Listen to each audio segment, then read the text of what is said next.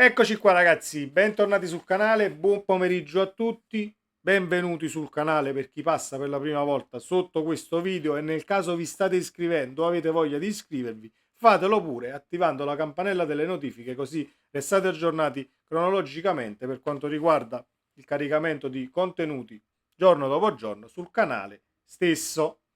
Andiamo dritti al punto, conferenza del Napoli che non è una conferenza per la partita con la Roma, almeno così ci è stata presentata, e ci sono delle sirene di mercato per quanto riguarda Kvaratskhelia legate ovviamente al prolungamento di Xavi sulla panchina del Barcellona. Xavi è tornato sui propri passi e comunque di comune accordo sarà il tecnico del Barcellona anche per la prossima stagione ed ecco che diciamo subito dopo cominciano le voci di mercato per il nostro Quara. Partiamo proprio da questa notizia qui. Xavi comunque di comune accordo sarà l'allenatore del Barcellona per la prossima stagione e che Kvaratskhelia era un pallino del Barça e di Xavi in primis noi lo sapevamo già.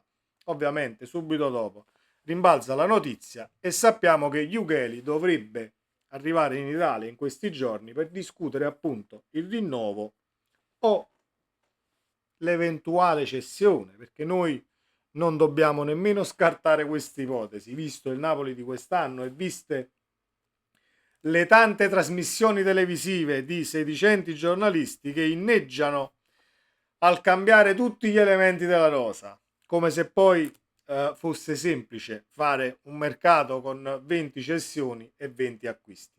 E aggiungo, viste le tempistiche del Napoli, per fare 20 acquisti, 20 cessioni e 20 acquisti, ci possono volere anche dai 10 ai 12 anni o dalle 10 alle 12 sessioni di mercato.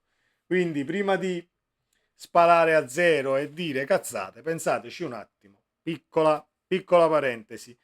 Io non credo che Kvaratskhelia venga ceduto nella stessa sessione di mercato nella quale perderemo Osimhen. Poi il Napoli farà le sue scelte, non ci si accorda, Jugeli si potrà impuntare e dire no, io lo faccio partire e basta. Ce ne faremo una ragione, anche se a quel punto devi poi assolutamente non steccare il reparto offensivo perché perdi due calciatori che sono forti e come, al di là di uno Osimhen che può essere discontinuo a livello atletico, Kvaratskhelia sta pagando la stagione del Napoli, non è che è un brocco come talvolta è stato classificato. Mi auguro che non sia così e mi auguro che rinnovi Kvaratskhelia e se ne parli poi l'anno prossimo. Poi vedremo il Napoli cosa farà e la società cosa sceglierà, se ci si accorderà o meno con procuratore e calciatore, perché poi non è solo la società, non sono queste situazioni dove ci si deve scagliare contro la società e dire, perché io già ho letto tanti commenti, e vabbè, il presidente l'ha già venduto, vabbè, allora se arrivi il Barcellona, quello l'ha già venduto, tanto pensa sulle sorti. Assolutamente no.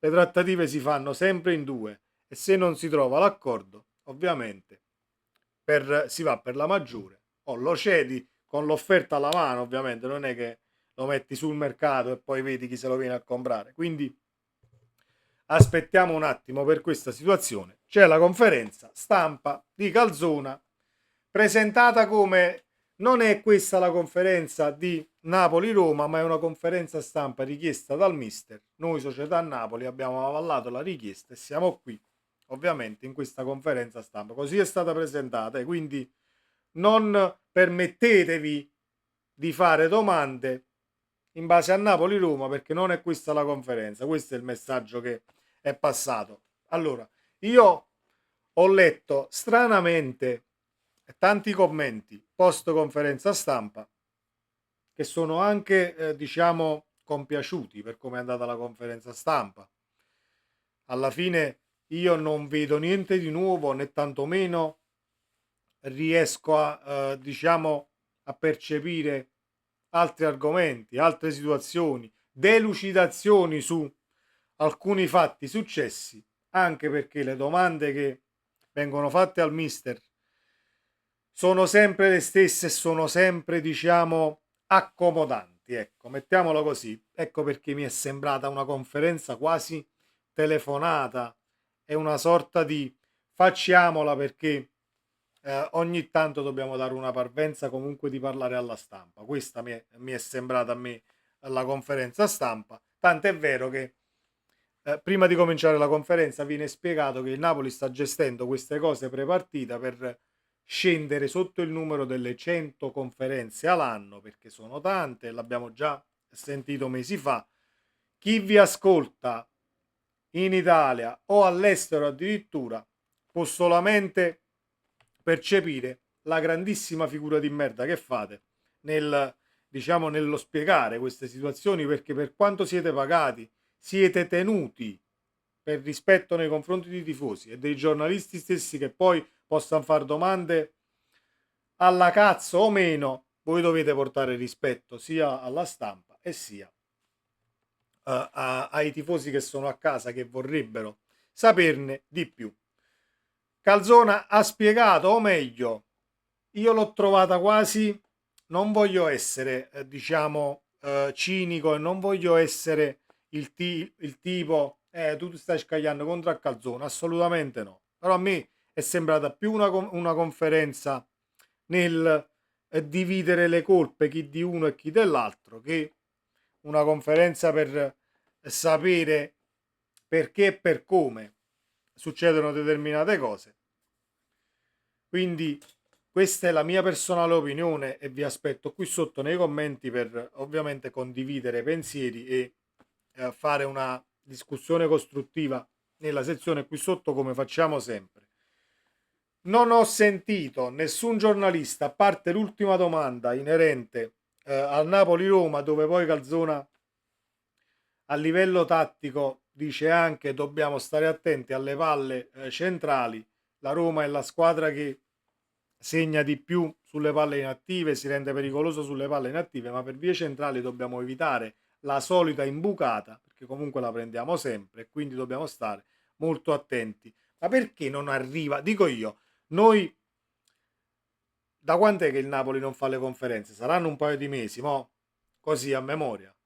Avete tante partite da portargli come esempio. Perché non gli fate domande del genere? Perché Simeone entra all'88esimo? Perché Lindstrom non si conosce e non lo vediamo più? Perché Den Donker è stato acquistato? Perché Mazzocchi viene schierato solamente se tutti i terzini dovessero finire in ospedale?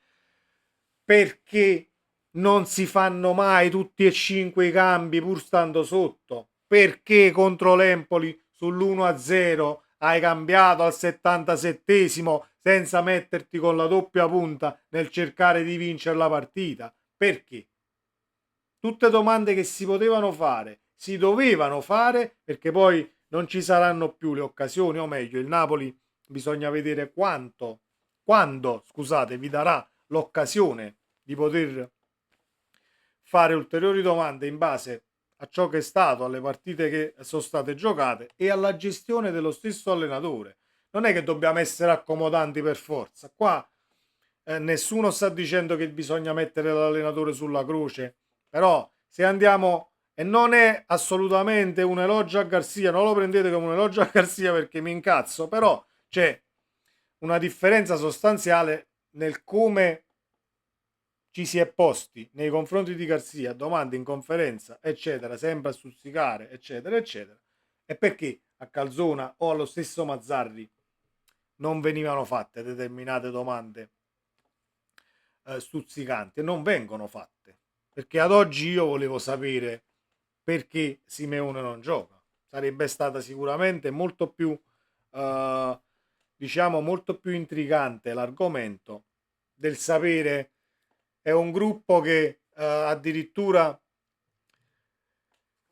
alla mancanza in attacco, a mancanze in difesa, e non riesce a non prendere gol, lo sappiamo, lo vediamo tutte le domeniche, e quindi a me servivano più delucidazioni dal punto di vista della gestione della partita, della lettura della partita, perché ragazzi noi non possiamo nasconderci dietro a un dito e non possiamo dire che Calzona nella lettura del match finora è stato sufficiente. Non lo posso dire. E non sono uno che si sta scagliando contro Calzone, assolutamente. Anzi, per amor di Dio, ci mancherebbe. Però, se dobbiamo parlare di sufficienza nella lettura del match, non sono assolutamente soddisfatto.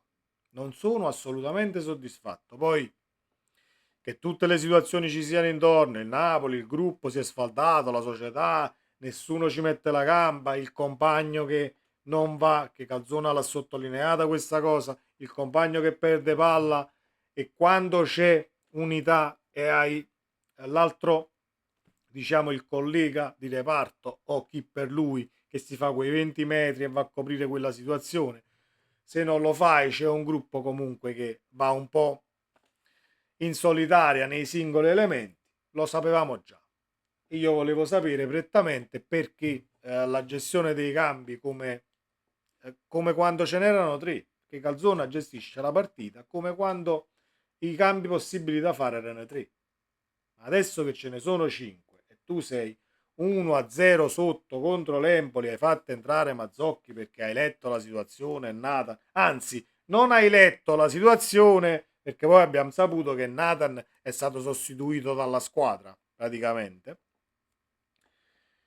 Rientri in campo, continui a rimanere sotto 1-0 e aspetti al 75esimo per cambiare. E allora no, e allora non mi sta bene più.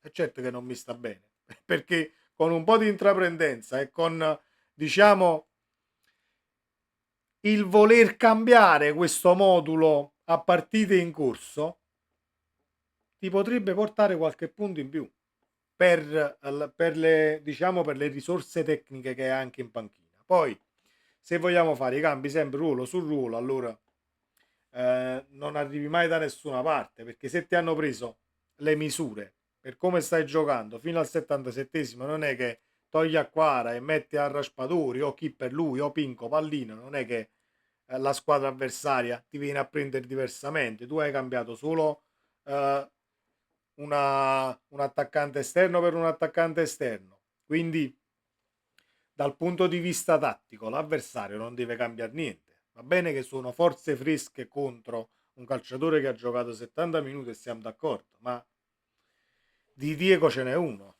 tutti gli altri sono nessuno. E metteteveli in testa, come a Garzia che è il calciatore, quando entra, anche 3 minuti mi deve dimostrare. Ma che devi dimostrare? Non c'è niente da dimostrare. Non c'è niente da dimostrare. Chi gli ci vuole un quarto d'ora solamente per prendere le misure.